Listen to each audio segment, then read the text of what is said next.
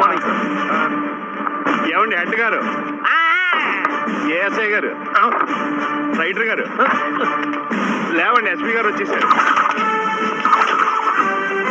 Good morning sir. ఒక పాపని అయితే మేము దత్తత ఇవ్వాలని అనుకుంటున్నాము. దానికోసమే ఈ వీడియో అయితే చేస్తున్నాము. ఎందుకనంటే మేము ఇద్దరు పిల్లలను చూసుకోవడం అయితే మాకు చాలా కష్టమవుతుంది. అవును, మా పాపను మేము దత్తత ఇస్తున్నాము, కాకపోతే మాకైతే డబ్బులు ఇవ్వండి. ఎందుకంటే మేము చాలా ప్రాబ్లమ్స్ లో ఉన్నాం కాబట్టి మాకు డబ్బులు ఇస్తే మా పాపను మేము ఇస్తాం. నువ్వు చెప్పే సొల్లు వింటా ఉండవు. ఏమిరా బాలరాజు, ఏమిరా ఉపయోగం దేశానికి నీ వల్ల?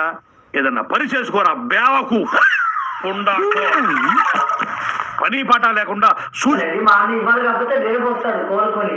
మా పాపను మేము దత్తత ఇచ్చి మేము చచ్చిపోవాలి అంతే. ఇక మా పిల్లల కోసమే మేము బతుకున్నాము.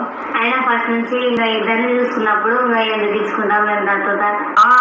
మాకేం ఇబ్బంది లేదు, మా పిల్లల్ని చూసుకోవడానికి మాకేం ఇబ్బంది. మేమెవరితో చెప్పినాము, మేమేమన్నాము. మా ఫ్యామిలీ మొత్తం ఒక్కడే సెటిల్ అయ్యాం సార్. ఏదో మీ డిపార్ట్మెంట్ దయ వల్ల ఇంటర్ది లేకుండా తిండికి బట్టకు లోటు లేకుండా హ్యాపీగా ఉన్నాం.